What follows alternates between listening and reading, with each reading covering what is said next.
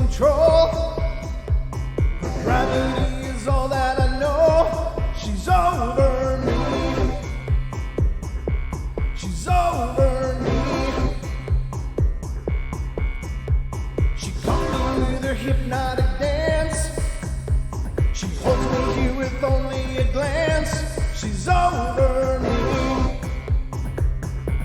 She's over me.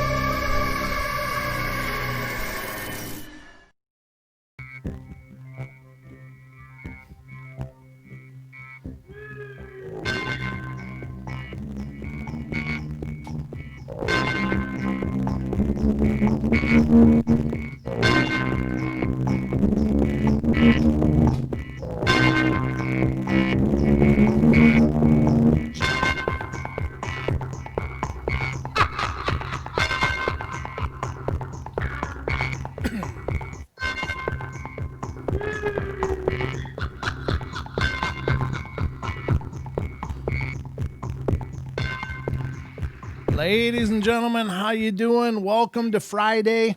Welcome to the Paranormal Portal. I'm your host, Brent Thomas. Hope you guys are doing great out there. Hope you had a good week.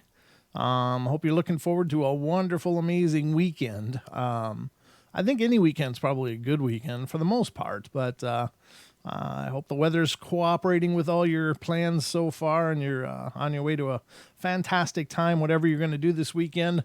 Of course, I'll be right here every night at 7 p.m. Pacific Standard Time throughout the weekend, bringing you the Paranormal Portal, which is, one of my great drives in life.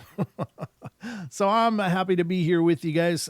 Thanks to all of you who are coming in, those of you piling into the YouTube channel as we speak, and those few of you that are in tfrlive.com. Great to see you guys. Thank you for those of you that are there. And I'd just like to say that throughout the course of the show, the phone lines are always open on the Paranormal Portal for the most part, unless we got guests. So tonight is no exception. They are open. If you'd like to call in and be a part of the show, I'd love to hear from you. The number is 720-923-0500. Again, 720-923-0500. So that's the number for fun right here on the Paranormal Portal. If you call it, I will answer, at least as quickly as I see it, which sometimes is expedient and other times I just go into a whole different place. So, but it's never personal. Just know that. I always answer the calls as soon as I realize that they are there. So that's always an option. I like the participation. You guys being a part of every show is a big driver for what actually started me onto this journey anyway. Was a big fan of Sasquatch Chronicles when I was just getting into the idea of doing a show myself. And I like that format where people just called in and shared their stories, and of course, coast to coast as well. And so, I thought, hey, I'll have phones on my show too. And special thanks to TFR for making that happen, because I couldn't have done it on my own, I don't think. But they are awesome over there. And a special hello to the Freaky Friday guys. I don't know if they had a live show or not tonight. I wasn't able to listen before the show, so I don't know if they were pre-record or if it was a live show. But whatever it was, even if it's a repeat, it's always entertaining, because they just got something magical going on there on the Freaky Friday show on TFR Live. So Hope you guys are doing well, and thank you for always setting the stage and warming it all up for me. I appreciate it. Nothing worse than coming into a cold chair. That's all I'm saying. So I got some cool things lined up for you tonight. I thought I'd do kind of a grab bag night. I like these kind of shows, and normally that's what we do here on the portal. We aren't always tied into a theme or a concept, but I wanted to start out with an email that I received. This is from a listener, but just so you know, this is not a personal story. It was one that she came across, and I really liked it because I'm fascinated by these kind of stories. And by these kind of stories, you'll see what I mean as we get into the narrative of it. But they are just really interesting, really bizarre, and it really, if they are indeed legitimate stories, they do demonstrate something really funky going on that doesn't seem to fit into one thing. Like for instance, you see a flying saucer, you see a flying saucer, and that's a UFO. It fits into the UFO category. Oh, there's some translucent person sitting in my chair. Oh, that's a ghost. That fits in the ghost category. And there's a huge 12-foot gorilla person looking in my window. Oh, that's a Bigfoot. That fits into the cryptid category. But some of these stories and things that we run across on the show don't necessarily fit neatly into any one of those. It could be all of them. It could be none of them. It could be something entirely different. And I find these really interesting because they really do seem to demonstrate something incredible going on. And it really deepens the mystery behind the paranormal for me, especially. I think that's absolutely compelling when these things come up. And again, I can't vouch for the authenticity. I can tell you that I always look for stories that are represented as truth. When I do the show, I'm not interested in perpetuating any hoaxes or continuing a false narrative for the sake of entertainment. I'll never do that. Everything I bring you on the show will always be something that is at least represented to me as a true story. So, and this is, again, another one of those. So I can't vouch for whether it's true or not, but it's supposed to be. So we'll leave it at that. But let me read this and see what you guys think. I think this kind of phenomena is just bizarre, and it really gets my blood pumping because it just demonstrates so much more is going on out there. So let's see what it says. It says, I live in the woods with my boyfriend, and we have a couple indoor-outdoor cats that we allow to run free during the day, but I've trained them to return to the house with a long whistle followed by 3 short whistles that they equate to their feeding time. One of the cats did not respond to my dinner whistle one night, so we decided to do a quick search of the area. Well, she's not a long-range cat, so we think she might just be stuck in a tree. I whistle until we finally get a response, though it's faint. She has a very distinctive cry, so we can pinpoint the general direction where she's located. We're hiking for some time in growing disbelief that she's strayed so far off, and when she stops responding to my whistles, all we hear is this eerie silence until I feel my heart pounding in my left ear. It's not exactly a ringing, but the sensation is similar to when a loud noise goes off and you can hear the subdued thud of your heart beating until your hearing returns to normal. Instead of returning to normal, however, the pounding became a buzz, which is unusual since it's the dead of winter. And most of the winged insects, like bees and wasps, are in diapause, which is a sort of like a hibernative state that helps them to survive the cold temperatures. I glance over at my boyfriend, and he is clearly experiencing something similar, pressing his fingers against his ears. Well, we decide it would be best to search for her first thing in the morning and rush back home, where we find the damn cat by the front door waiting patiently to be let in. We felt as if someone or something had mimicked her cry to lure us out there. Now we both make sure the cats are inside before night, just in case. So that is such a strange story because it's not necessarily spiritual. It's not necessarily a cryptid. It's not necessarily a UFO. It's just something else, and it seems to borrow phenomena from all of them. The whole buzzing in the ears thing is real common in reports of encounters with UFOs, or that change of what would appear to be a barometric pressure that kind of muffles your ears. The dead stillness of the forest that is real commonly reported in Bigfoot and Dogman encounters.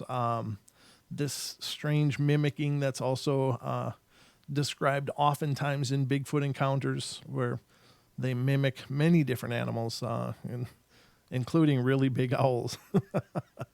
It's apparently when they tried to do their the reports are when Bigfoot tried to mimic an owl, it's more like ooh ooh.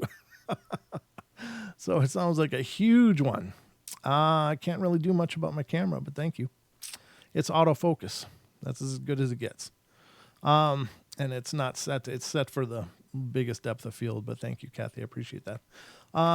But then also it sounds like a spiritual kind of thing, almost like a haunting thing. So I don't know what it is. These stories, I've stumbled across them from time to time, and they are a curious kind of story. I don't know what to make of them. I don't know what it is. Is it some other type of predator out there that's utilizing a really unique form of predation, one that maybe we aren't familiar with, or maybe we are familiar with it, but we just don't attribute these behaviors to any one of the things we know of. Again, that's the hard part about this stuff, is that we just don't know a lot about any one of these paranormal branches. We don't know a lot about any one of them. We have bits and pieces and scraps and hypotheses and ideas, and but we don't know much. So what I just read to you could be perfectly explained as what one of them does when it's hunting prey, luring people away from their home.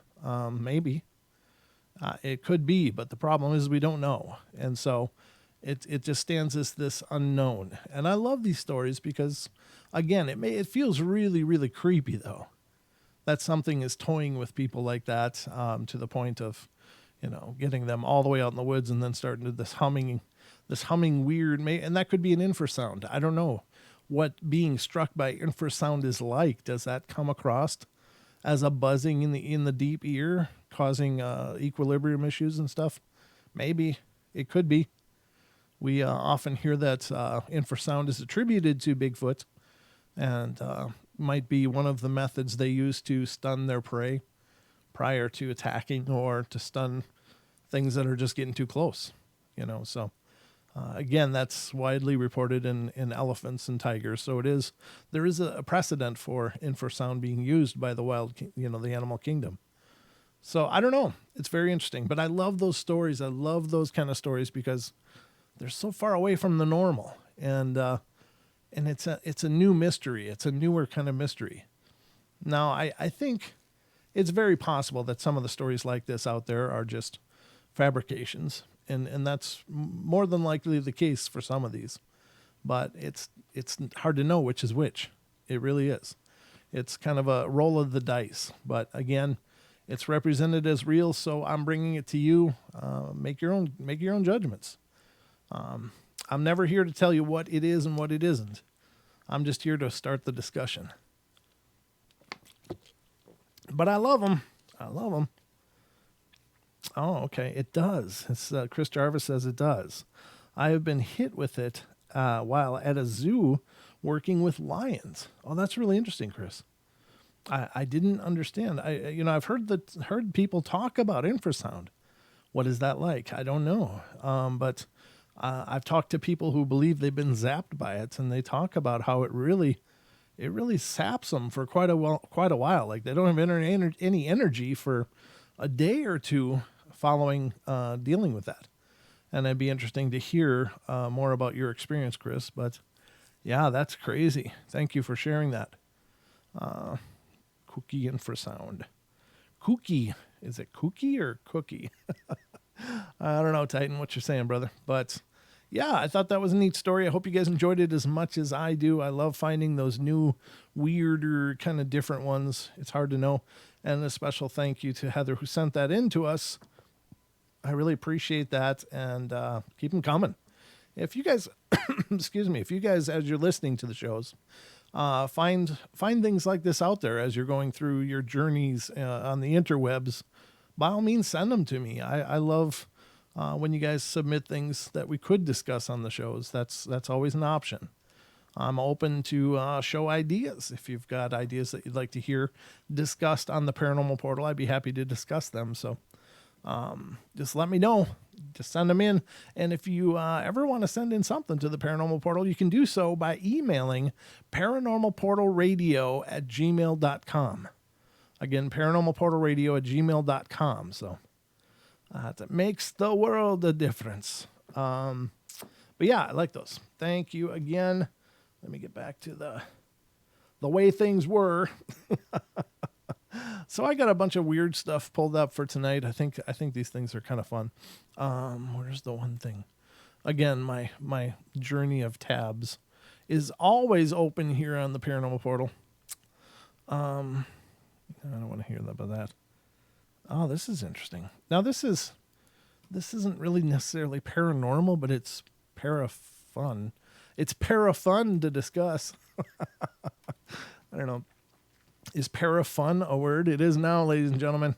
I'm creating a whole new vocabulary right here on the portal for your listening and entertainment. So this is an article from unexplainedmysteries.com, and talks about, could aliens harness energy from black holes? I was going to put it up on screen, but there's really nothing to show. So I'm going to just put it over here. It's easier to read right in front of me. It says a new science experiment has supported the idea that it is possible to use a black hole as an energy source.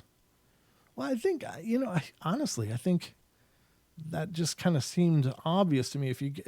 I think to a lot of us, as a matter of fact, obviously these black holes are these horrible, singularities of gravity that destroy everything that comes within the event horizon. But if there was a way to put something on the event horizon and somehow capitalize on that energy and the possible X-rays that are escaping from there as things are squished, you probably could. You could probably power entire civilizations with no problem on that thing. But it says few cosmic phenomena remain as frightening and mysterious as black holes, regions of space in which the gravitational pull is so great that nothing, not even light, can escape. I love that line's been used since like the 80s that I'm aware of. Probably before that. Nothing, not even light, can escape. It says, but what if it's possible to use black holes as a source of energy? 50 years ago, mathematical physicist Roger Penrose put forth the notion that there exists a viable mechanism through which a sufficiently advanced civilization could generate power from a black hole by taking advantage of its rotational energy. The key to this idea lies in the region just outside of the black hole's event horizon. I honestly have not read this before, so I'm just coming across smart right now, that's all. But where space-time becomes twisted as it's dragged along the rotation of the black hole, a phenomenon known as frame dragging. Frame dragging? Okay. According to Penrose, if an object is dropped into the region where those forces are greatest, it would be split in two, with one half being thrown beyond the event horizon and the other being accelerated outwards with around 21% more energy than it had when it started. At the time, proving that this would work wasn't possible, but now a new experiment carried out by scientists at the University of Glasgow's School of Physics and Astronomy has shown that far from being a work of science fiction, harnessing energy from a black hole may actually be possible. The experiment was based on the work of Soviet physicists, I'm not going to try to pronounce that, who in 1971 came up with the idea of substituting a black hole for a rotating cylinder and firing twisted beams of light at it, not light. In this case, however, instead of light, the team used sound waves. We were thrilled to have been able to experimentally verify some of the extremely odd physics a half century after the theory was first proposed, said physicist Daniel Faccio.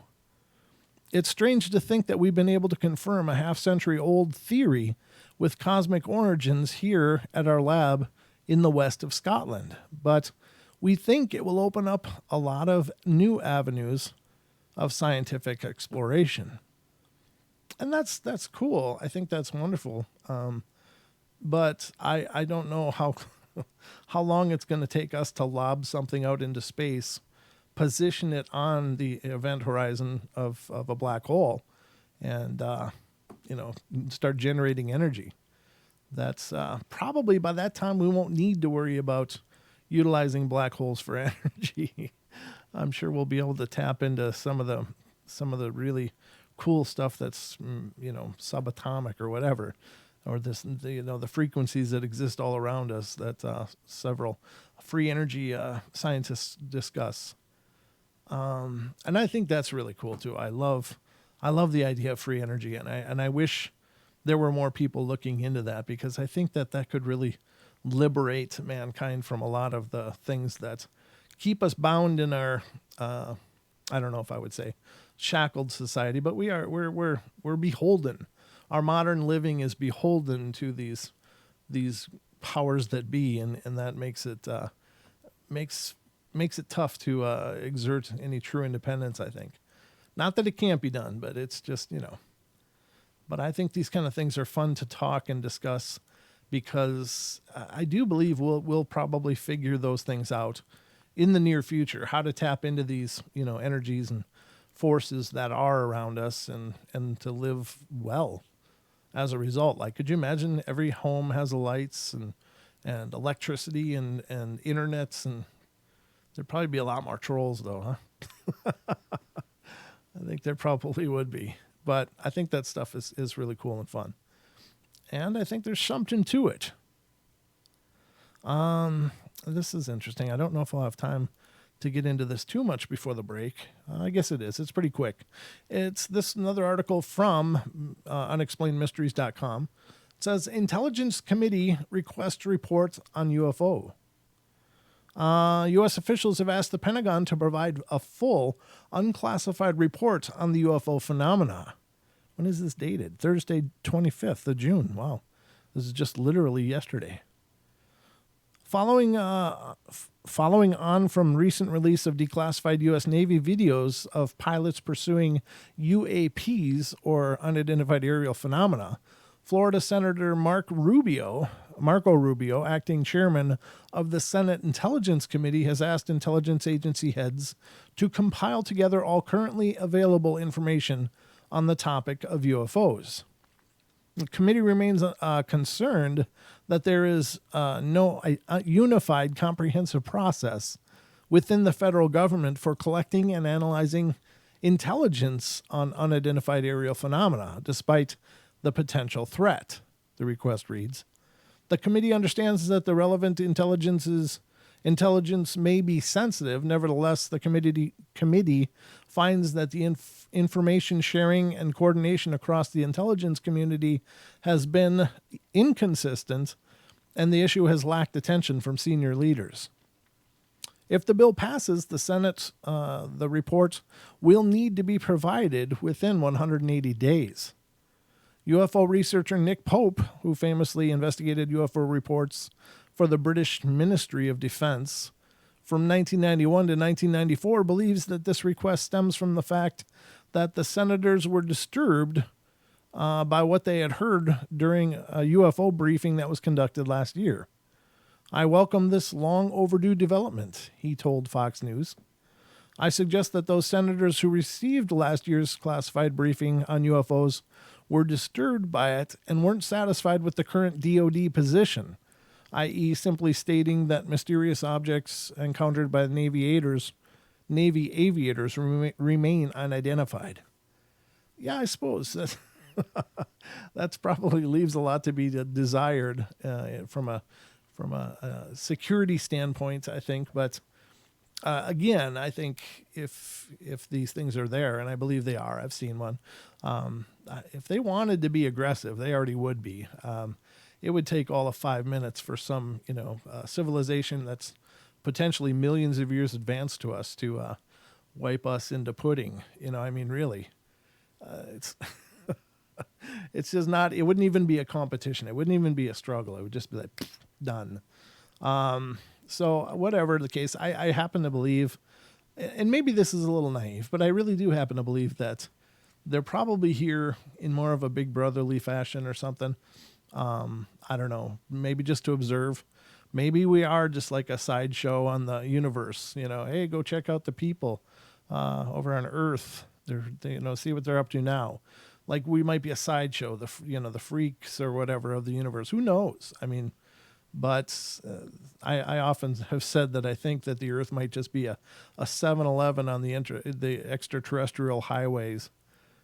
Stop by, grab a drink, pick up a show or two, and then head on out. But who knows? We are down to about a minute before break. Wow.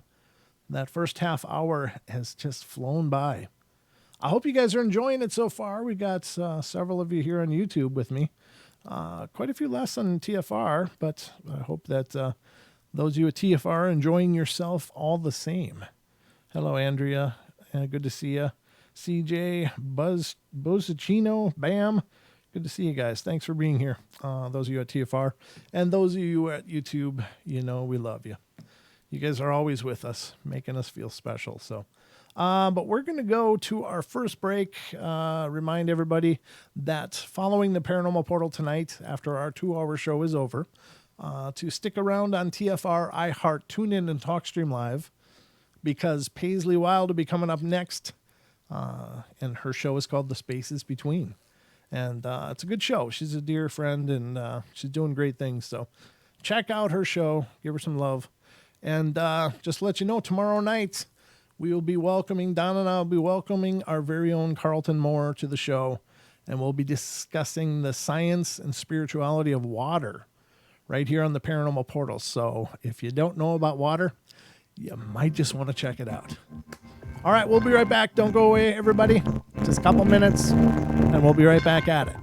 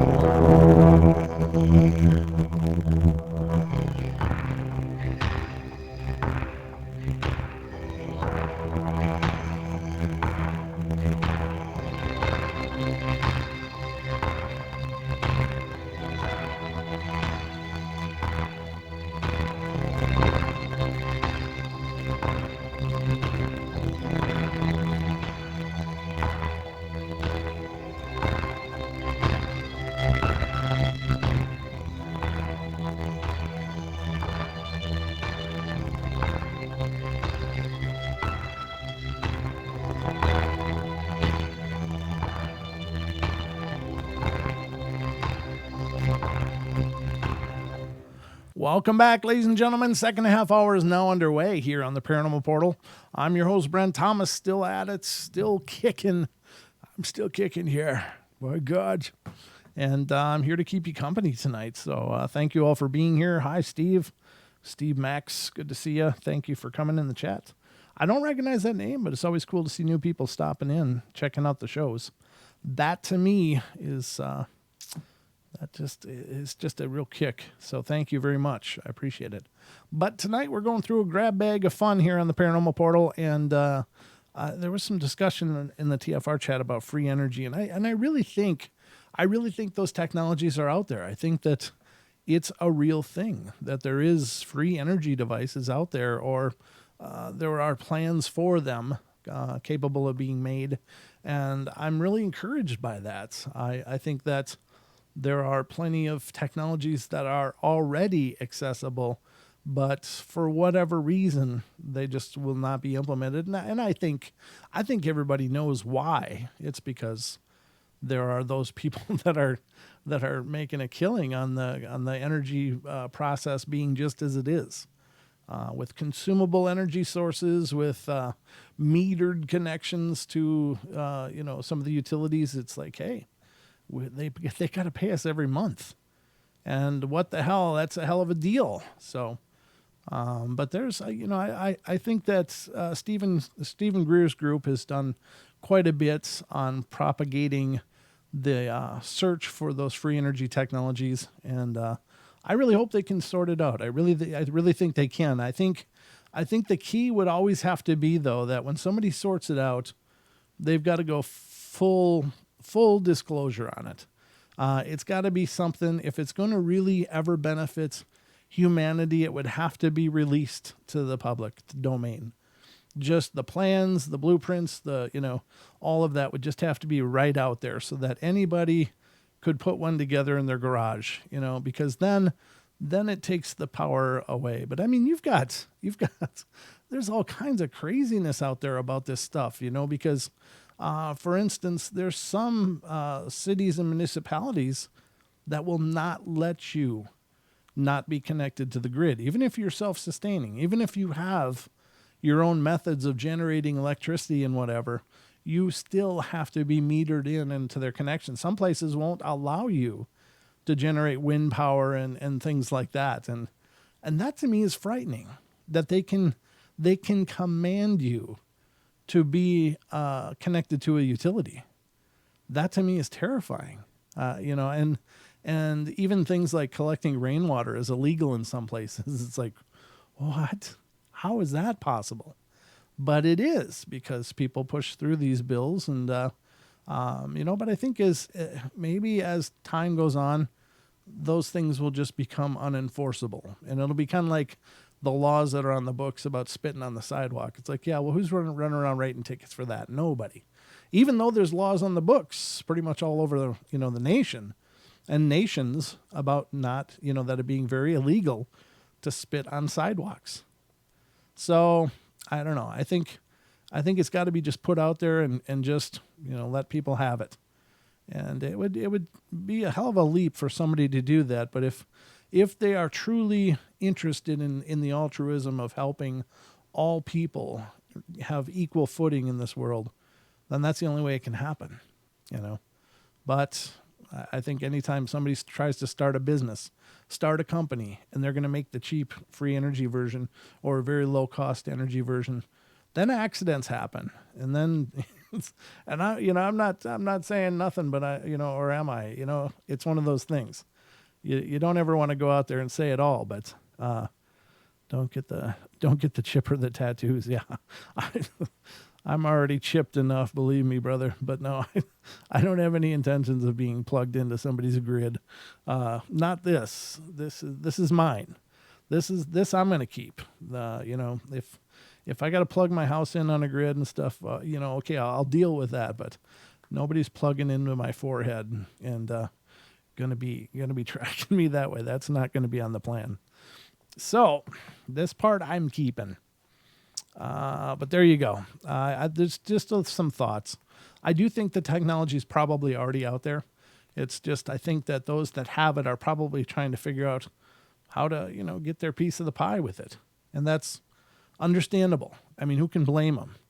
If you had to make an initial $5,000 investment to never have to buy electricity again, well, hell yeah. I mean, that's attractive, but I think the only way it'll ever fly is if it's just put out there. Everybody has it. It's not anybody's intellectual property. It just is in the public domain. Then it might break some of that stranglehold, but just my 2 cents. I don't know a whole lot about anything, quite honestly, but I have a lot of ideas about a bunch of stuff. Doesn't mean I'm right, but I got them. So, all right, back to more of this paranormal fun that we call the portal. I got this other article pulled up here, and I got several things pulled up actually, but what I'm going to deal with next with you guys is an article from, what the hell is this place called? It's called ConsciousPanda.com. ConsciousPanda.com. It says 26 supernatural experiences that cannot be logically explained. It's a bold title. We'll see if that's true or not, at least from the narratives that we have here. The first of 26 is, I have one story I can't explain. I've given up, but still a skeptic. When I was in college in the summer, I worked at a glass factory in the basement. Nothing weird. Well, it was well lit, just the very bottom of the building. Anyway, we would stack pallets and and when a full forklift would take them into the warehouse, you had to have your head on a swivel because there were many moving lifts, tow vehicles, and other assorted dangers. And it was an old place, but like I said, not ominous.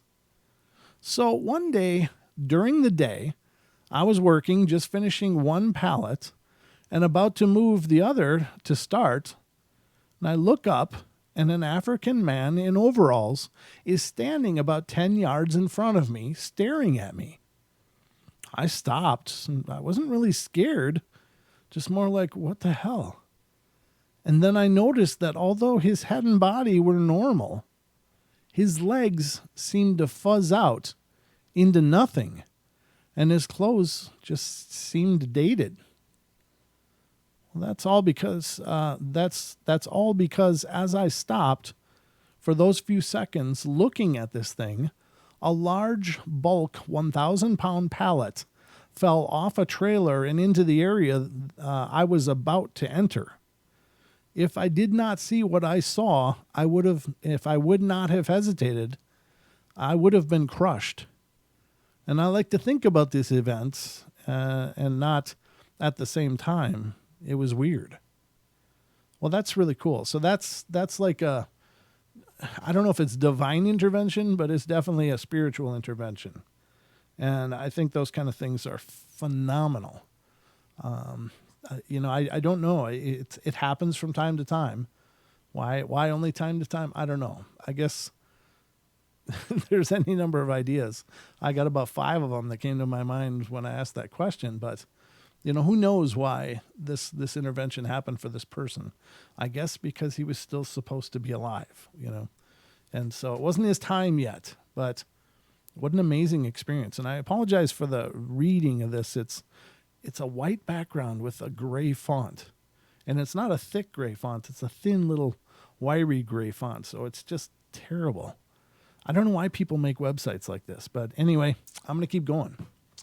The second one is when I was in 5th grade, I was awoken in the middle of the night by this surge of energy. I looked to the foot of my bed and saw the ghost of my stepmom, whom I still believe to be alive. Without actually saying anything, she told me that she loved me and that everything would be all right. An overwhelming sense of ease that was not my own came over me, and I went back to sleep. The next morning, my mom informed me that my stepmom, who had been ill with liver failure, passed away overnight. I'll never forget it. Now, those are beautiful stories. What a profound story. That's incredible. It's kind of beautiful when they come and say goodbye. I mean, again, it doesn't happen all the time, but it's really neat that it does happen. And maybe it was so important for that message to be delivered, for that child to go on and be okay. Maybe the alternative would have been she would have just been a mess, or he, I don't know. But very powerful stuff. All right, the next one, the third of these stories, is I was once camping around the side of a mountain in the countryside with two of my friends, and we were all rather merry, brought some whiskey along and so on.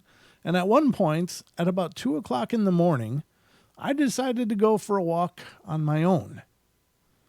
The stars were out alongside the moon. It was wonderful, calm night.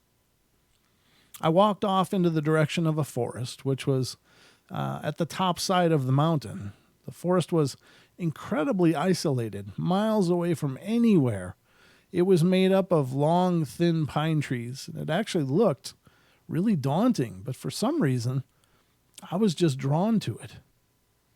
I checked around, and I was about a mile and a half away from my friends at the tent. Well, as I walked into that forest, I started to feel really odd. I don't know if it was anything to do with the buzz from the whiskey earlier, or if it was just my brain reacting oddly to the horror film external stimuli that I was being drawn to, but I felt odd. I continued walking in a straight line, sliding between the pine trees, and pushed forwards deeper into the forest. Now, it's at this point when something happened, but I still have no logical way to explain it. It certainly did happen, I'm sure of that. It wasn't just in my mind. I was deep in the forest, tired, and getting really claustrophobic. My torch was having a few problems, and so I decided to turn back and meet back up with my friends at the camp. They'd probably have passed out by now anyways, so now as I turned around to head out of the forest, I heard a slight noise. It got louder and louder and nearer, and then it stopped. Now at this point, I was freaking out a little, but the noises were obviously just from deer or from wildlife, so I paid no heed to it. I continued walking, but the noise returned. Closer this time. I now stopped to listen for a second time, and the hairs on the back of my neck stood up, and I felt slightly off once again. It's important to visualize what this forest looked like. It was an important part of what was to come. Incredibly dark and dense, pine trees close to each other, not a lot of room. The stars were barely visible through the heights of the pine trees, and there was a perpetual creaking from the breeze. If you were claustrophobic, you would not want to be there. I heard the noise again, and I turned around, shone my torch deeper into the part of the woods, but nothing was there, just empty and unsettling. The old trees creaked again. Now the noise returned, and the noise of movement. It was getting louder and louder, closer and closer, a kind of sickly scraping across the dead leaves of the forest floor, and it was getting closer, almost as if it was coming towards me. I shone my torch ahead, and I stood deadly still, and then across the yellow beams of my torch, about 4 feet in front of me, a human man ran past me. I remember clearly he was wearing some kind of suit, and he moved in a rather languid manner. He ran past me, and I never saw his face. I shone my torch after him, and I called after him in shock. Managed to follow him with the beam of my torch, but he ran with such speed and accuracy between the thick, dark pine trees that I had no chance. He disappeared, and I never got the chance to see his face. It really freaked me out whenever I remember this. I was in the complete middle of nowhere, miles and miles away from society, at the back of a mountain, and before you ask, no, it wasn't one of my friends. They'd have owned up to it after a while, I know that. The man in the suit remains a complete mystery to me. I checked out the newspaper the day after, and no crimes committed, nobody on the run, just one witness, me, to a suited man running through a pine forest in the dead of night. Yes, that's another one of those really creepy, weird ones. It's like, what the hell is that? What's that all about? Is it a hallucination of some kind? Is it a psychic imprint given to this guy to picture something weird to lure him in? Could it be some kind of fae glamour? You know, we talk, different cultures believe in the fairies. They believe that the fae will lure people into the forests and, you know, to get hopelessly lost. Could it be something like that? I don't know. But this man saw a suited man running through a pine forest in the dead of night in the middle of nowhere. I don't know. What do you do with that? That's a good question. All right, here's the next one. It's going to get weirder and weirder, I'm sure. This was told to me by my family just a few years ago, since I was too young to remember. And anyway, my grandma was fighting breast cancer when it spread to her brain. And we all knew it was the end. Just a few weeks later, she did pass away. My parents and I flew out to Washington. We live in Ohio. And I was only 3 years old. We get to the funeral and everybody is an emotional wreck because my grandmother was loved by everybody she ever came into contact with. I don't know what was going on since I'm still basically a toddler. We all go back to my grandpa's house and my family is sitting in the living room, and I make my way outside to play with my grandpa's dogs, and apparently I came inside and asked why grandma was outside by herself. My mom tried to explain to me that grandma is gone and I won't see her again. Then I proceeded to say, "But Mommy, she's sitting in a rocking chair on the deck right now. She told me to tell you guys that she'll see you soon." That's so powerful. That's a beautiful story. And those little kids, they are just wide open. Huh. All right, here's the next one. This one's a short one. In southwest Missouri, where I'm from, as a teenager, most people go out to see the spook light. Well, I definitely saw it when I went. It's just a flickering light, but most attempts at a scientific explanation are flawed. It's been around since the 19th century, and some people say it's actually appeared inside of cars as they drive by. Me, it was a flickering light you could see but would disappear as you got close. So yeah, maybe it's a ghost. I guess that's possible. The spook lights are kind of different. Are they some kind of interdimensional being, intelligence? Are they somehow tied to UFOs? Are they something else interdimensional? Are they spiritual? It's hard to know. I've heard lots of weird reports around those orbs. Not sure what to make of them myself. But it's funny because they do appear all over the place. It's not just one area. Of course, the Missouri spook lights are famous, but there's other famous spook lights out there. You know, the tales of the old conductors walking in the forest where the train derailed. You'll see the spook lights walking around, and it looks like somebody's carrying a lantern, an old lantern, up on the hills and going through the forest, through the trees. I don't know. There's some great footage out there of people that have captured these orbs on camera, and I don't know. It's one of those shows. Let me look at the time before I get into this. Yeah, we got 6 minutes. There's one of those shows out there. I think it was one of the most profound things in relation to these spook lights that I'd ever heard. And I'm not sure if it was in Missouri or not. It may very well have been, but they were using a Generation 1 or 2 night vision. And if you're familiar with Generation 1 or 2 night vision, and possibly 3, I don't know if 3 is the same or not, but basically you're looking at a green landscape, a green everything. And if you tuned in when we were over at our friend Cindy's late at night, Don and I was able to stream some of the footage from my infrared binoculars. It's just all green. but they were investigating these spook lights, or these strange orbs, and it's all in the green key. That's the only light that it can create because of the sensors and stuff.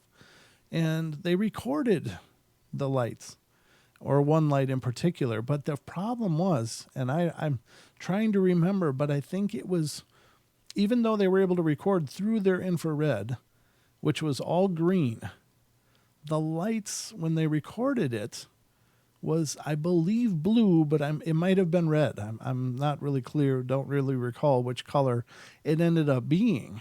But it was this strange anomaly, because this is a one color device. It's all in the green spectrum. So somehow, when they recorded this light, it was not just green, it was blue. Now they throughout the course of this show, and I think it was maybe Monsters and Mysteries in America, but it could have been another one. I don't recall. But they ended up going to the manufacturer of the device and showing them the footage, and they were at a loss to explain it, because it should not have been possible to record anything except for a green spectrum of light. That's how it's represented. And so, what the hell is it then? How is it changing what is possible?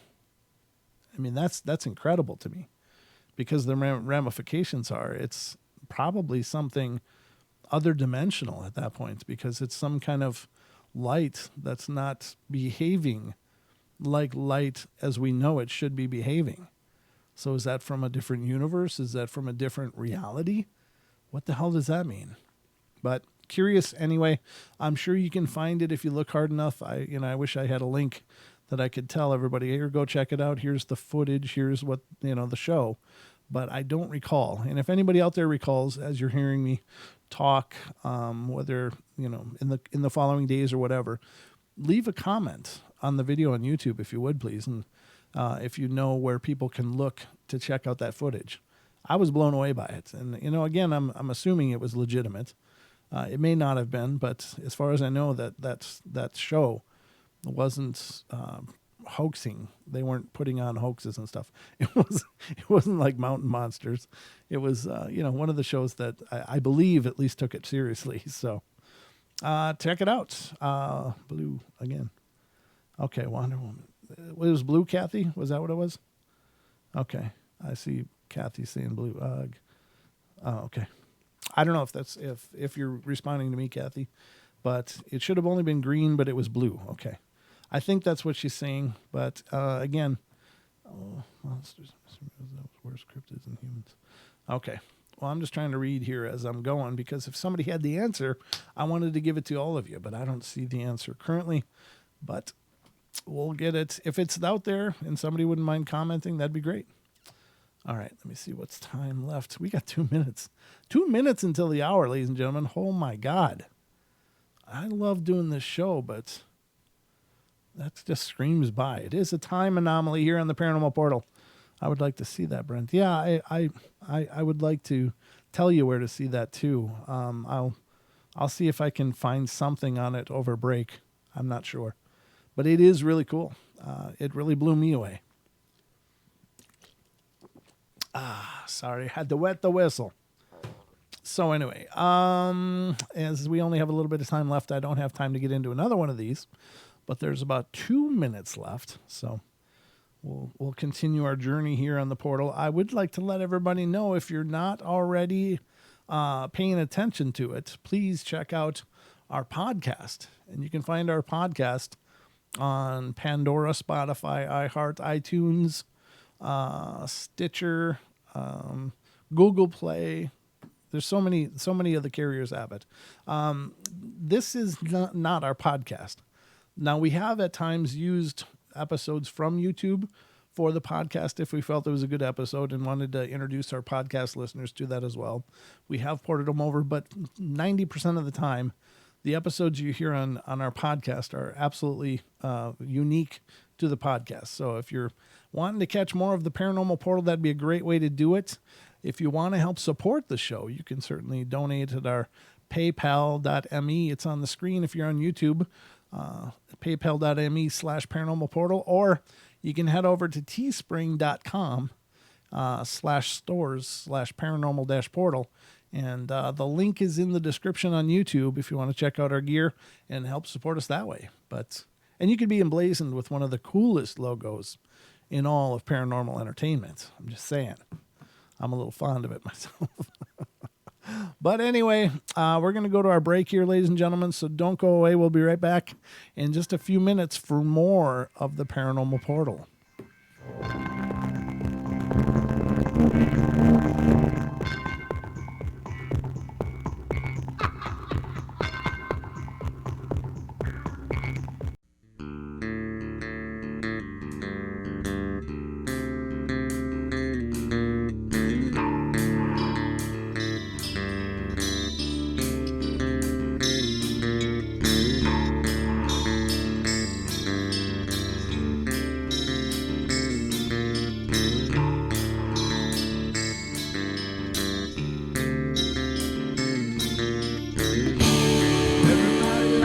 Play their games. Everybody loves to place their bets.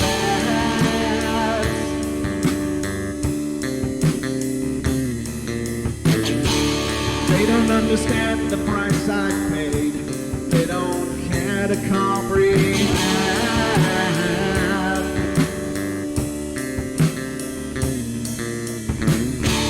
Trace their lines upon my body, dripping scars across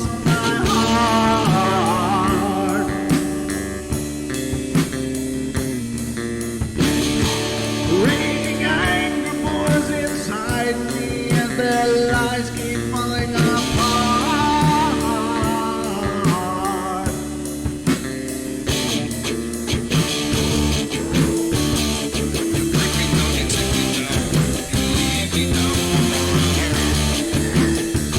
But I'm not talking yet. I'm not talking yet. I'm not talking I am finished with my silence. I am not a stupid boy.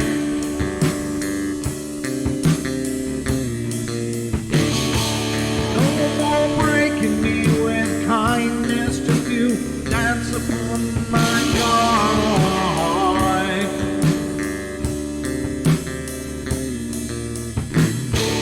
Leading me with empty promise. You're just another fucking mess.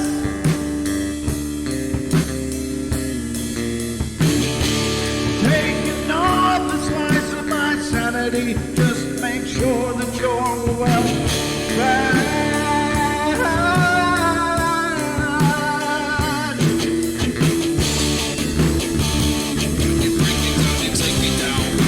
I'm not wrong yet. I'm not talking yet. I'm not talking yet. I'm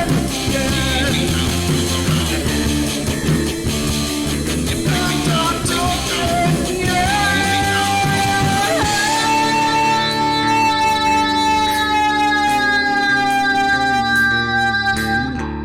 Actual dream state, a nightmare from which they cannot wake.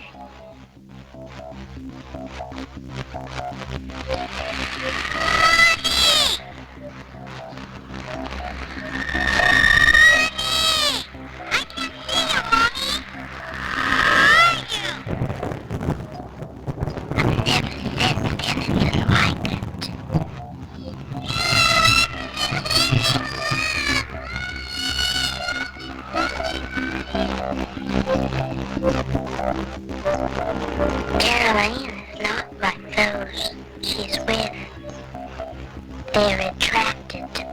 something about her that is different from themselves. Her life force is very strong. It gives off its own illumination.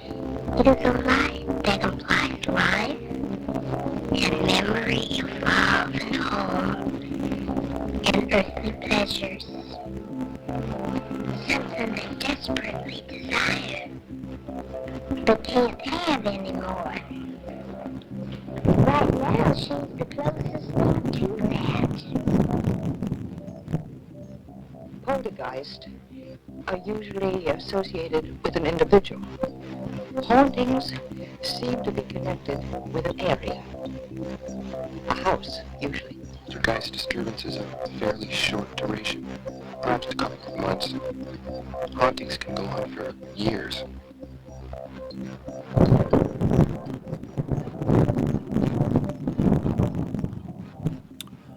I looked for it. I couldn't find it. I was looking over the break to see if I could figure out where that footage might be found, but no luck as of yet. Huh. I was looking, though. I was trying to help. I bring up these things that I bump into years ago, and then I try to remember, and it just doesn't work out so well. But interesting all the same. No, I just couldn't find it. So if anybody else has better luck than me, that's wonderful. Again, it was from a TV show. They're investigating the spook lights in some mountain area. They were shooting down into this valley and captured on a monochrome display of green. They captured blue, and that wasn't explainable, at least even by the manufacturer of the device. So whatever they captured, just by virtue of it being recorded, it already changed the laws of physics. So I don't know. That to me is a real strong indicator that they caught something that's not from here, because even the light, it admitted, didn't behave the way light should. It should have just showed up as a bright green object, but it was blue. So I looked, though. I'm sorry I couldn't find it. But anyway, we are continuing on the Paranormal Portal. We're into hour number 2. Wow. It flies by, ladies and gentlemen. Again, I would like to remind you guys to stick around, because Paisley Wild will be coming up next after the show, doing the spaces between. And also to let you know that we will be welcoming our very own Carlton Moore to the show tomorrow, where we'll be discussing the science and spirituality of water. And we're going to talk about a lot about water. There's a lot to cover about water, but we're definitely going to talk about some of the issues with water as it is, how that may affect the whole, your whole being. Water is one of the most fundamental things. So I think that you should be informed. I like that we're kind of taking that direction with the show. I don't know anybody else that's doing it, but I think that focusing on the mind, body, and spirit is important. This is not really a mind, body, spirit show, but we do touch on all those things. And so, fortunately, water is something I know a bit about myself, so I'll be able to contribute to this discussion, at least, for a fair amount. I know Don's pretty well versed on it too, and of course we know Carlton is. So we'll get into that tomorrow right here on the show, the science and spirituality of water. That'll be tomorrow night here on the Paranormal Portal, so don't miss it. 7 p.m. Pacific Standard Time, wherever you're listening to us now. Just come back again tomorrow. We'll be here. So we're covering these 26 encounters people have had. We're on number 6 right now of paranormal events that they can't be explained. And a lot of cool ones, I got to admit. Some very cool experiences thus far. But let's continue on this list and see how far we get. All right, so the next one, it says, a few years back, my family and I visited my grandparents in Mexico. I was told that when they were building the house that my grandparents live in, they found a bunch of bones there.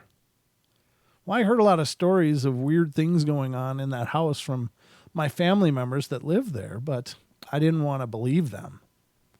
So one night, I was fast asleep when I get woken up by sounds of dogs barking like mad outside. I lift my head up, and when I do, I hear someone or something yell directly into my ear, and they yelled so loud that my ear was ringing. My parents were both in the same room sleeping and asked if they heard anything. They both told me to go to sleep and that I was just imagining it. To this day, I've never wanted to go back. That was just one of the paranormal / weird moments I've had. Yeah, I don't know what it is. If that's an act of frustration, that these spirits have, like, can you help me? I don't know. Apparently it was so loud it made his ears ring. So this person heard it, and it actually had a physical ramification to the sound in the point of his ears ringing, but nobody else heard it. A lot of times I've wondered if it's not just some kind of hallucination that the spirits are able to give people, but if it was actually had ringing of his ears, that's pretty bizarre. That does sound like a physical sound, so maybe the parents are just really sound sleepers. There's always that. All right, number 7 on this list. This event happened to me while I was in college. We were hosting a house party, and there were upwards of 200 people there. The house was built in the early 1900s and just creepy as hell when empty at night. The back bedroom was rumored to be where a suicide happened at some point in the house's history. My best friend occupied this room, and it was also the hangout spot, as it was the largest room, which could hold a bed and a couple of couches really easily. Well, since my friend was selling a little on the side, he always had combination locks on his door to prevent anyone from getting in during parties. Well, here we were with all these people, and I'm standing in the background or in the backyard around a fire pit, and I can clearly see the back bedroom, and all of a sudden, the light turns on. I look up and think nothing of it at first, but I thought maybe my friend went in to retrieve something. But then I see my friend talking to these girls about 20 feet away. I run up to him and ask him who's in his room. No one. That's locked down tight as usual, was his reply. I grabbed him and took him to where he could see the window to his room, and sure enough, the lights are on. As we were looking up at the window, a figure comes into view behind the closed blinds. We both flip out and push our way through the crowd in what had to have left several people on the ground. 20 seconds later, we're standing at his door. The locks are still in place, and we both give each other the what the hell look. And he unlocks them to go inside. Lights are off. The blinds are now up. Nothing is missing nor out of place. I checked that the light was on it, and it won't turn on. The bulb is completely gone from the socket. We both looked at each other in disbelief. You saw what I saw, right? I inquired. Yeah, was his only response. Well, that'll make a believer out of you. It pulled the whole bulb. And it left the blinds up. Wow. Sounds like that Ghosts of Maine. You ever check that out, ladies and gentlemen? There's this channel on YouTube, and it's called the Ghosts of Maine. Now, I've watched a few of this guy's episodes, and I got to tell you, he might have captured some of the most compelling shadow people footage I've ever seen. I don't know for sure. It could be some kind of scammy, weird stuff, but just on face value, it looks like he's captured some incredibly strange stuff. And this guy, if it is real, has testicles of titanium, I'm pretty sure. Because he's going in there and checking stuff out all the time, all by himself, and he's got things flipping out all over the place. But I mean, if it's not real, it's a hell of a hoax. That's all I can tell you. Well, I'm not there. I'm not editing the footage or anything like that. So it sure could be a hoax, but it looks Really compelling. And again, that's called The Ghosts of Maine. If you haven't seen it, check it out. If you want to see some absolutely compelling Shadow Man footage, he's got some really wild stuff. And I don't remember the history of the house that he's working in there, but it's got a hell of a history. And apparently it's extraordinarily active. So take it or leave it, but it's pretty bizarre. All right, the next one we're going to check out is I lost time once. This happened about 8 or 9 years ago, and it actually confuses me still when I think about it. Anyway, I used to work swing shift from 3 p.m. until 11 p.m., Mondays through Fridays, so my routine would be clock out, drive to the convenience store, buy some crap to shove down my cake hole, get home, get some trunks into some trunks or whatever, sit down, turn on the TV, eat and surf the net, and not pay attention to Jay Leno while waiting for Conan O'Brien to come on at 11:35. All of this took about 20 to 25 minutes from work to in home on my couch. Anyway, so one night I get off work, have to clock out right at 11 p.m., do my usual routine, get home, go to my room, take off my uniform, go to the bathroom, wash my face. I grab my food and sit on the couch, turn on the TV, and some morning farm report is on. I check the channel. Yep, right channel. Where the hell is Jay Leno? I didn't even think about looking at my watch or phone to check the time. I decided to just wait and see if Conan comes on after the farm report. I eat, and sure enough, the Good Morning News program is coming on. I look outside, and it's blue. It should be dark out. I look at my watch, and it's 7 a.m. Double check my phone. Yeah, 7 a.m. I'm not even tired like I should have been if I was awake all night. It was weird, man. But at the same time, it makes me laugh thinking about me just standing in my room frozen like Robert De Niro in Awakenings all night. And then coming to and not skipping a beat. Time for some Conan. That's pretty bizarre. I don't know.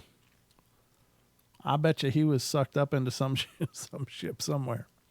Or she. I don't know. It's a boy or girl. I have no idea. But wow, what an experience. To lose several hours like that. Not even to be aware of it. That's seamless.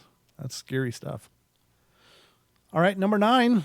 So this is my first grown-up house that was mine. It was pretty nice. I'm kind of a handy guy, so I could fix little troubles here and there. And one day, I start to hear a smoke alarm change my battery's warning and single beep every 30 seconds or so.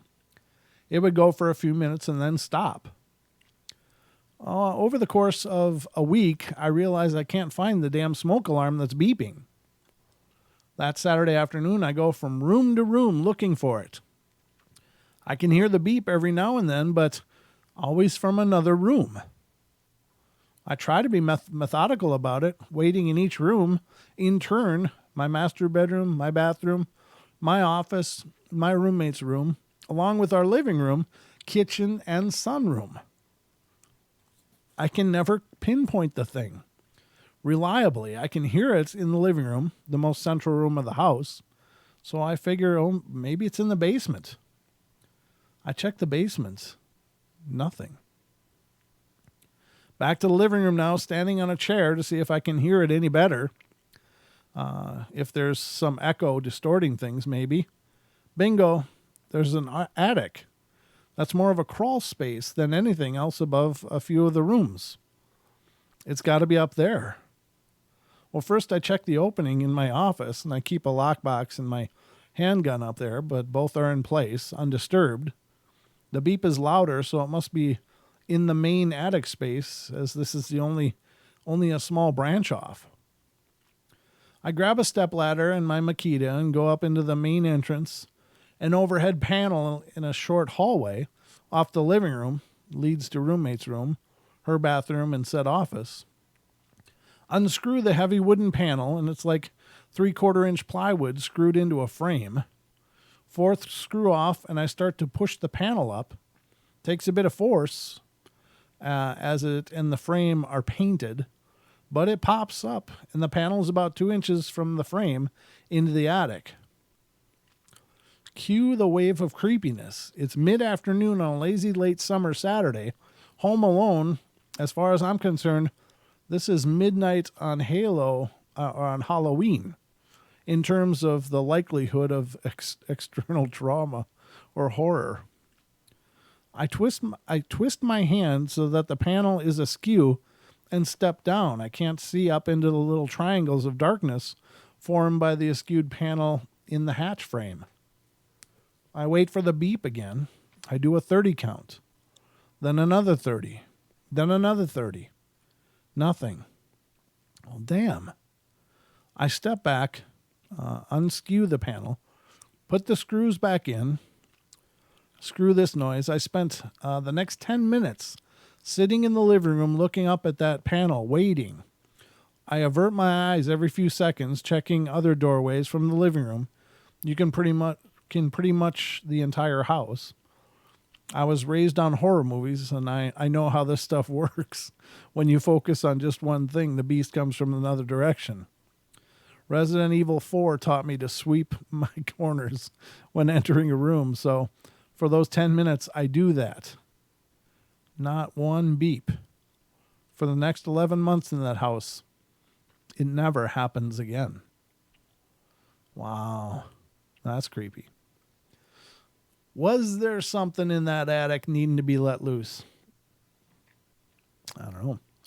It was painted shut. Ooh, somebody did not go up there.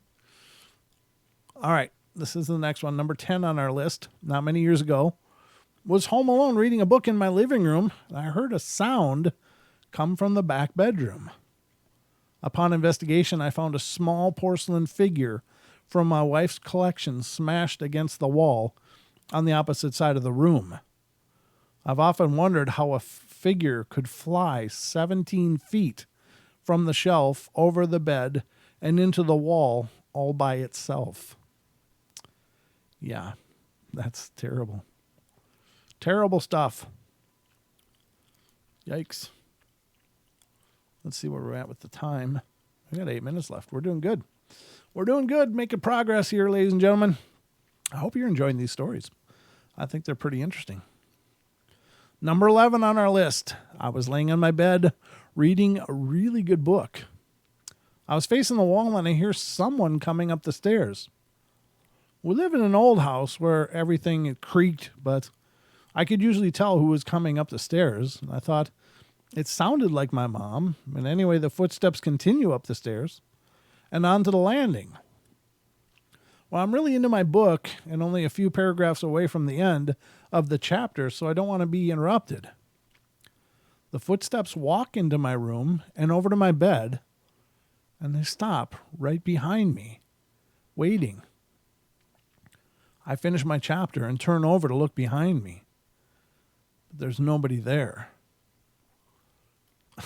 That's horrible. That's so creepy. You got to wonder, what are they doing?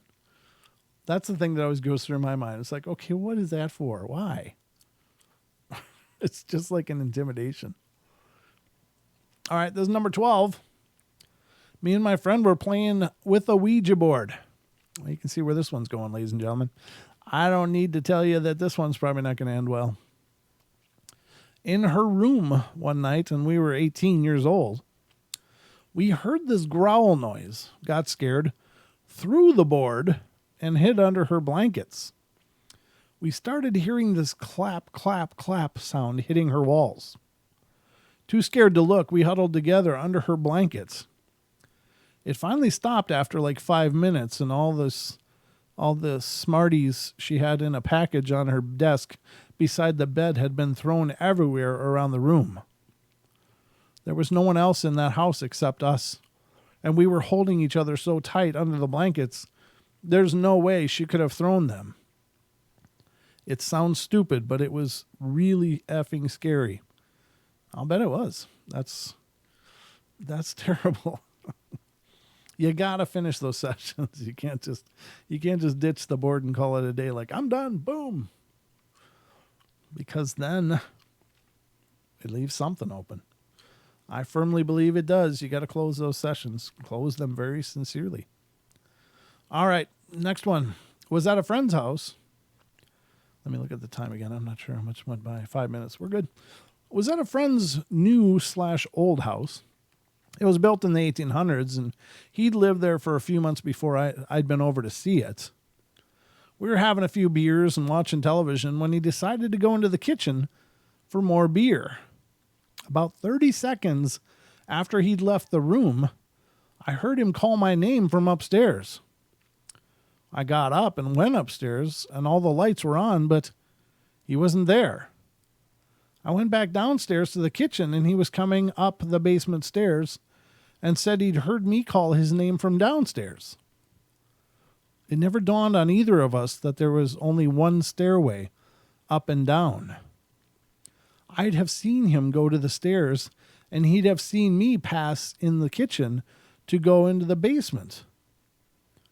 We stood in the kitchen dumbfounded, not knowing what the hell just happened.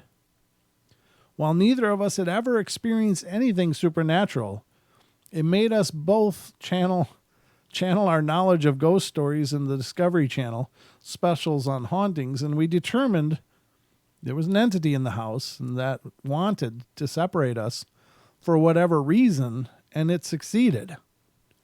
It got us alone in opposite corners of the house. That was months ago, and I've not been back. Yeah, you stay away from those. Why do they want to split you up? What's going on there? All right, 4 minutes. Okay. Next one, number 14. In my room, there's a weird sort of square hole above my door, right where the ceiling meets the top of the wall. They're in all the rooms of my house, and I assume for circulation. I'll edit in pictures if this comment gets any attention. So one day, my older brother and I were chilling in my room. I was probably 10, making him 18 at the time, and we decided to see if we could throw a football through the hole. Well, after a few failed attempts, one of us made it through the hole, but not even a second after the ball went through, it came right back through the hole from the other side as if someone caught it and chucked it back with perfect accuracy. We were the only ones in the house at the time, and it's hands down the creepiest thing I've ever experienced. Wow. Thank you, KJ. That's awesome, brother. Thank you so much. I really appreciate that. You're the man. That's really cool. All right, the next one. Let's see. Catching a ball and throwing it back, that is really creepy. The next one's really long, so I'm going to have to wait till after the break to read the next one. But what would you do if you were in a bedroom and chucked a ball through a hole and you're the only one home and someone chucked it back? Something chucked it back. That's all kinds of creepy. I think you'd never believe you were alone after that. That would be one thing that would always let you know you were never alone. I don't know if that's good or not. I think about that from time to time. Is it good to have someone there if they're being peaceful and calm? I think so, but at the same time, there is a little bit creepy about it too. What are they doing? What are they doing when they're watching you? What's that all about? Makes you wonder. I don't know. It's up to the individual, I suppose, but there are those that say if there's spirits in your house, they need to go. Their time is over. This is not where they belong. But I think if they're peaceful and calm, I don't know. It doesn't seem to bother me, I guess. I believe that we live around them anyway. It's just that sometimes they make their presence known, but I think they're always there. I think those people that think that they're in a spirit-free zone, they're probably fooling themselves. I think that there's a lot of things that we call spirits, and they're not all spirits. They're not all formerly living people. There are other things that exist to us spiritually, but are not spirits as we understand them.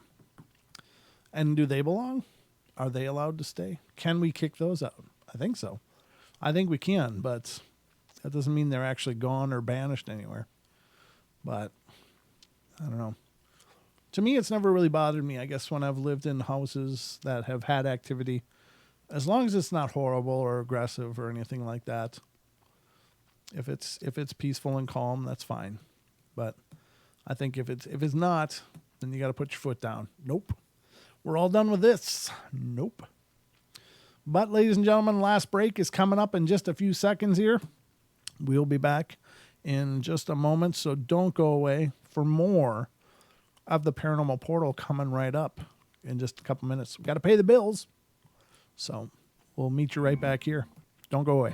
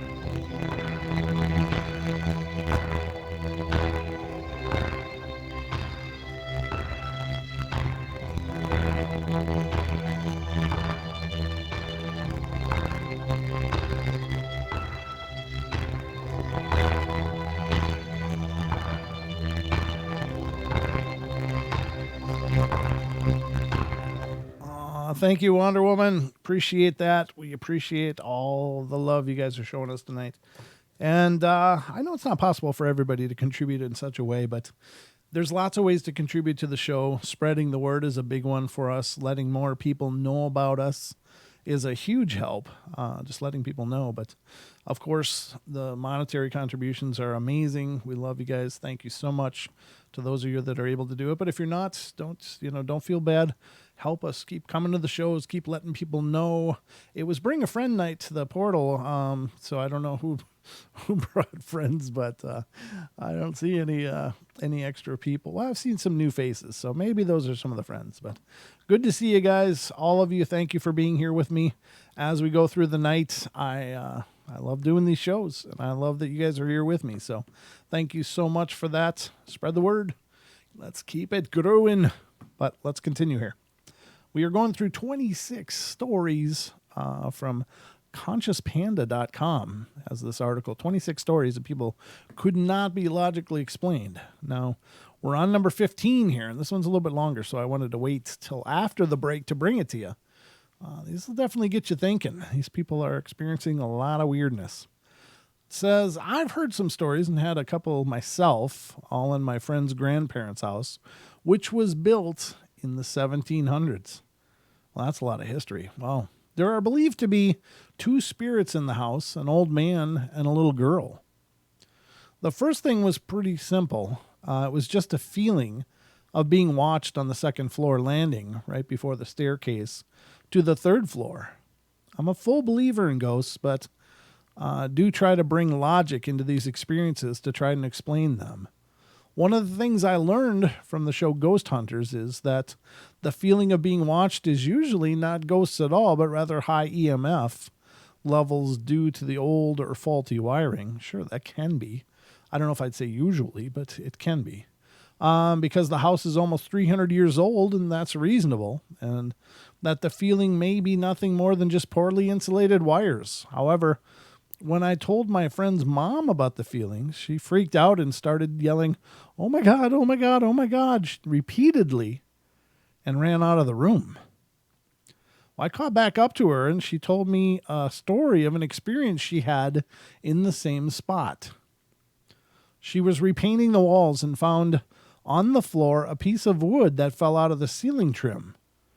She set it on the windows and about 12 feet away from where she was painting, and went back to work. She dipped the brush in the bucket and painted a section of the wall, and when she went back, the wood chip was in the paint bucket 12 feet from where she left it. She was the only one in the house, and nobody else could have moved it. Well, she rarely goes to the third floor because of that experience. Another experience I had was my sister and her friend and my friend's little sister were in the living room of the house, and on the wall is a Civil War era cap and ball rifle with a powder container hanging from it. We saw them coming out of the room, and they had told us that the powder container was swinging back and forth slowly. My friend and I went to see for ourselves and saw it swinging, just like they had described. That could be explained by an AC vent or a draft, but what I can't explain is something we found out later on. On the shelf, on the mantle, we saw a small Yankee candle that had been slid across the shelf and saw fresh tracks in the dust. The girls at the time were too small to reach the shelf, so they could not have done it. Now, it gets really creepy. I was outside while my sister and my friend's sister were in the pool. They kept looking up at one of the second floor windows, claiming they saw a little girl looking out of it. I looked up to see and debunked it as just the design of the bed headboard. And as I was watching what it was, they started screaming bloody murder and told me to turn around. I looked up at the window, and the curtain had been yanked all the way to one side and was being held there as if someone was looking out.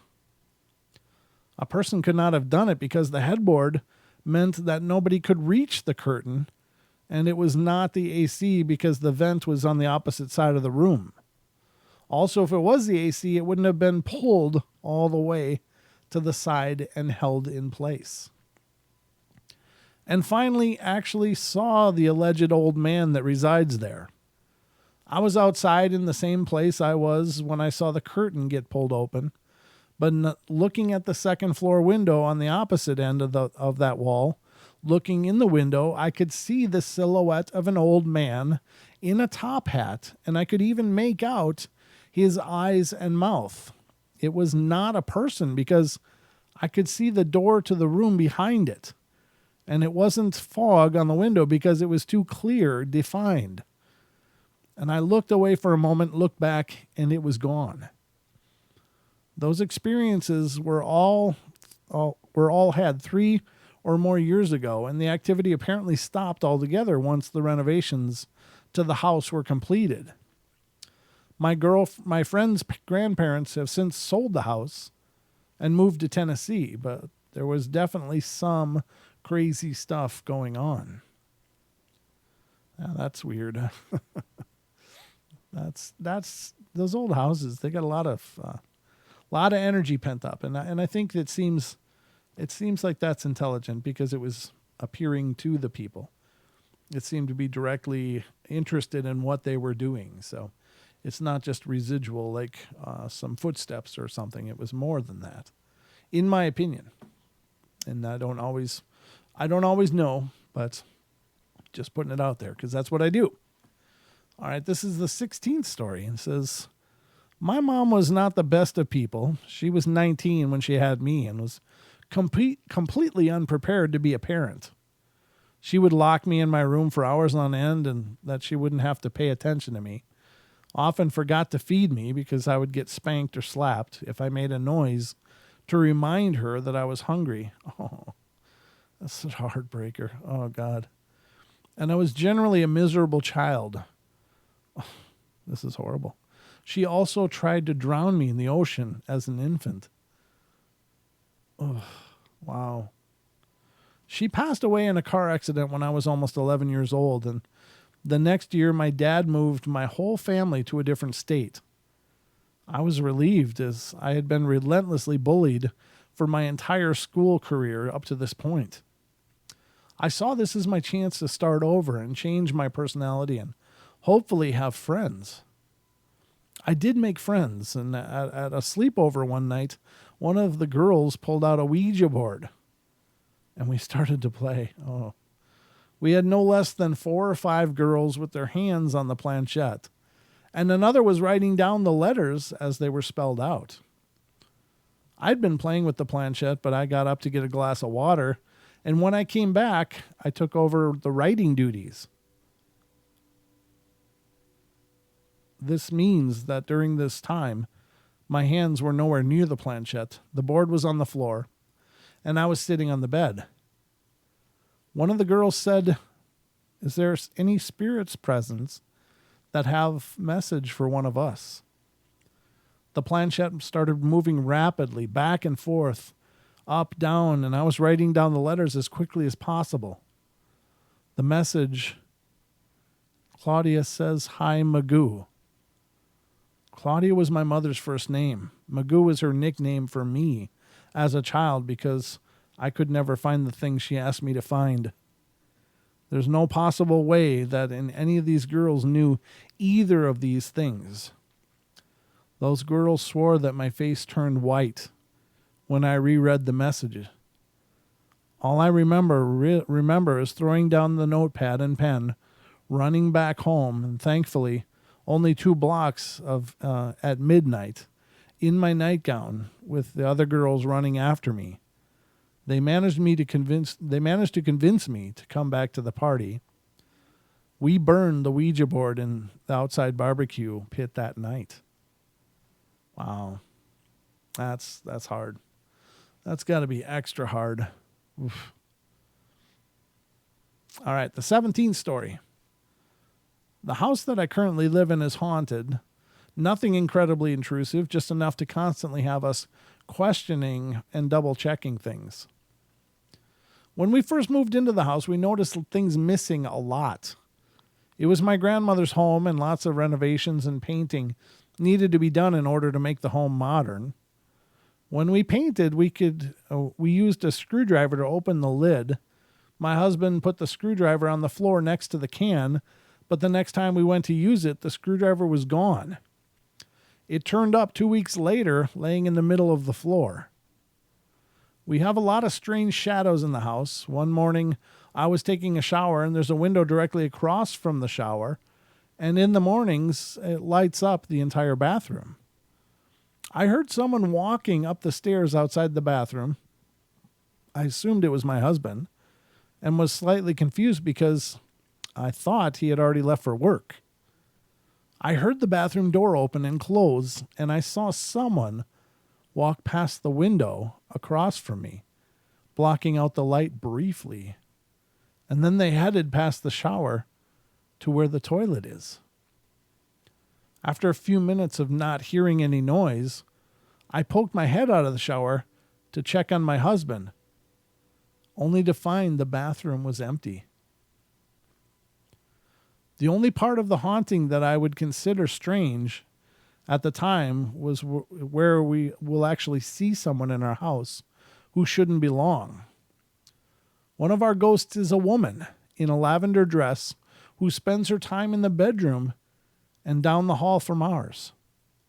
Sometimes we will see her standing in the doorway of her room watching us. Needless to say, no one wants to spend the time in that room.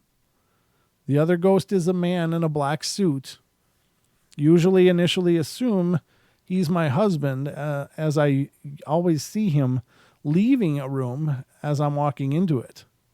It's only when my husband ends up being in another room that I start to wonder who exactly I was seeing. Wow. Number 18. In my dad's old house, we were told by all the neighbors that the place was haunted. We never really had an issue, so we just shrugged it off. One night my dad had a guy sleeping over. He's gay. And the guy woke up freaking out saying a blonde-haired man was sitting in the closet. My dad saw nothing, but the guy still got dressed and left. About 6 months later, we were having a Christmas party with my dad's family, and my nanny said she was feeling ill and wanted to lie down. And my dad offered her his bed and said if she decided to sleep over, he would just sleep on the couch. She went into the bed, and the rest of us kept talking and eating, having a great time. And about an hour later, we hear her scream, and we start running for the room as she's running away from it. And we ask what happened. And she said there was a man in the closet. Well, the rest of the guests just shrug it off and kind of exchange glances like, yeah, right. But my dad and I are like, what did he look like? Big, she said, and blonde hair. He moved out 6 weeks later, but we never slept in that room again. Huh. Boy, that's got to be a hell of a life, right? So if you've lived your life and for whatever reason you're done living and you're in this ghostly form, didn't transition, what the hell is eternity like sitting in a closet? That's got to be just absolutely crazy. I just can't get my head around that stuff. Wow. I had a good friend in high school, and he would somehow always know when he was about to call me. And I would somehow always know when he was about to call me. I would reach for my phone, and a few seconds later, it would start ringing. It happened pretty consistently, but only with him. Strange. That is strange. Number 20.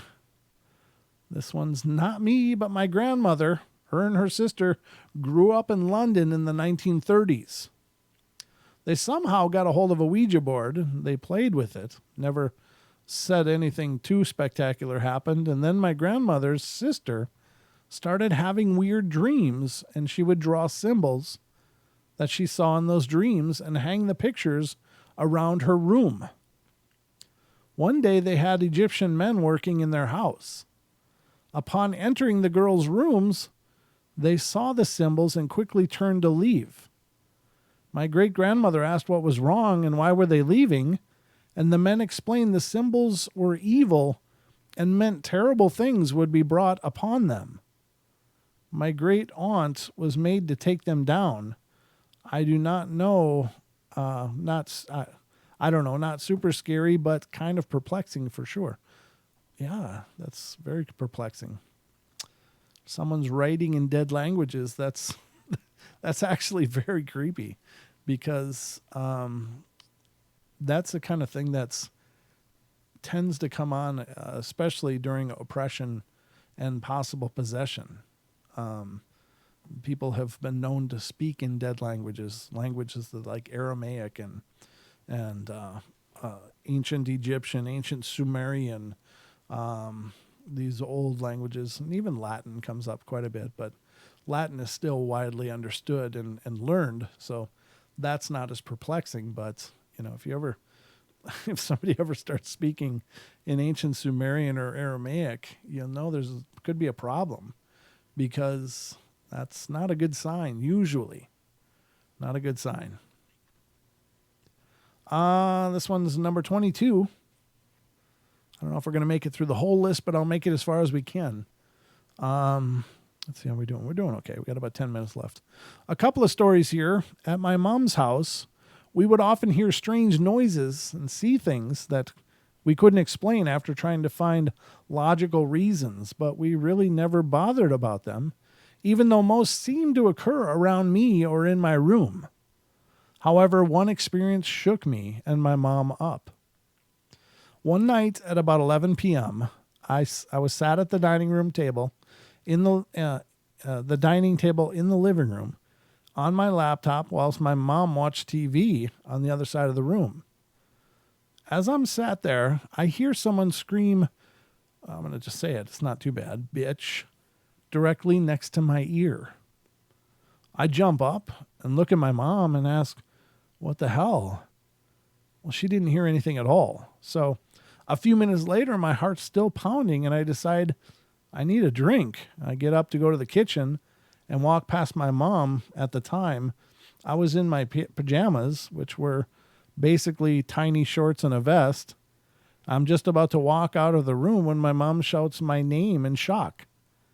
I walk back half thinking she's just heard something. When her face is pale, completely drained of blood, I follow her eye line down to my legs, and both of my legs were scratched, not just red scratch marks where I could have subconsciously scratched them, but long, deep bleeding in groups of 4 nails from my knees to my ankles.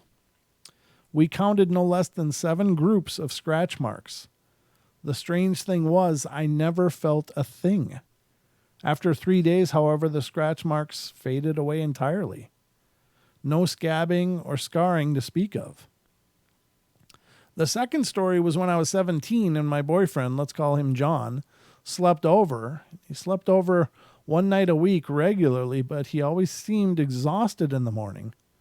One day I was quizzing him about this, and he told me he found it difficult to sleep due to the old lady that sat on a rocking chair near the door.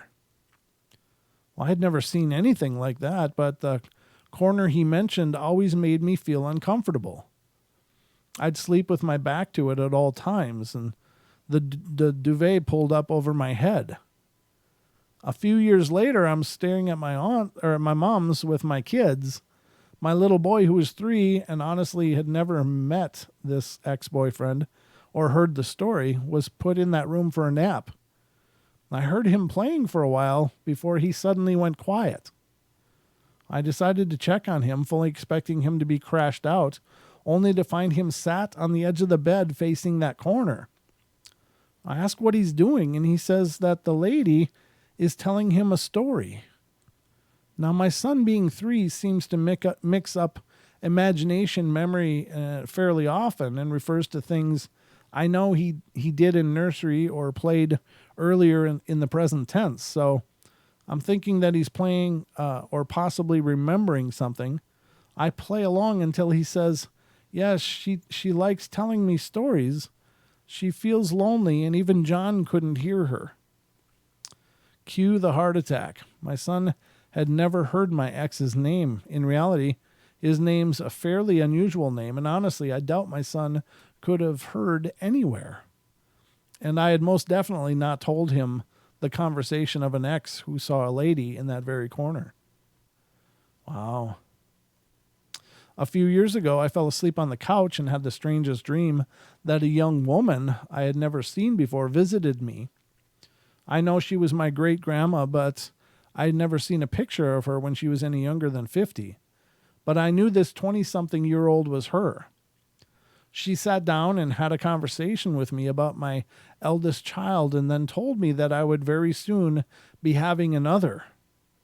I woke up with a start to find out that I had been covered with a blanket that I know had been in the tumble dryer. Nothing too strange there, just a very vivid dream, and my husband probably couldn't wake me, so he just covered me up and went back to bed. So when I go up, he's not in bed.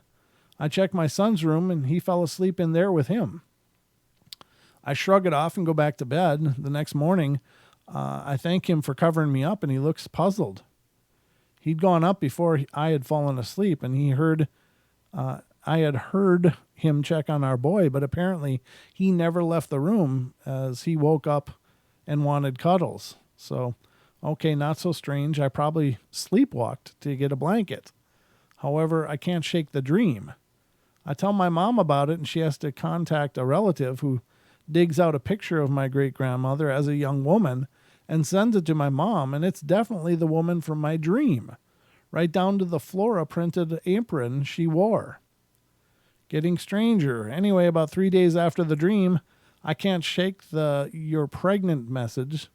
I become obsessed, doing pregnancy tests every day for 2 weeks, and all negative until about day number 13.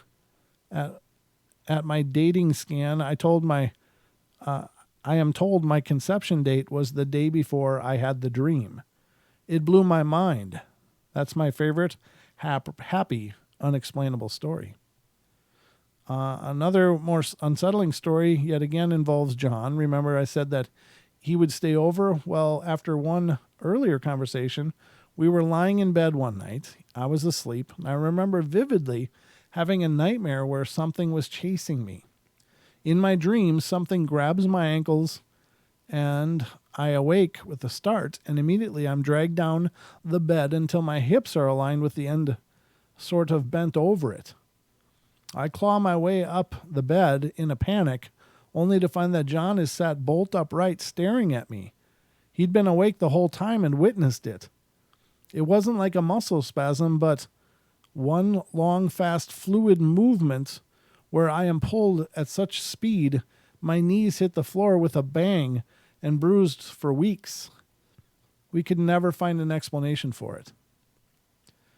I had a similar experience with my grandmother, and I've shared it on the story or on the show here, but I had never seen young pictures of her either, but she passed away, and I had a dream, a very vivid dream. I was sitting in her house, and I was sitting in a chair, and she was sitting on the footstool facing me. And at first she appeared like I had known her in her aged state. But before my eyes, her hair was getting longer and darker, and her wrinkles faded away, and she was this young, beautiful woman. I was like, wow. And she said, I just want you to know, and please let everybody know that I'm okay. Everything is wonderful. She said, you can tell your uncle, but he won't believe you anyway.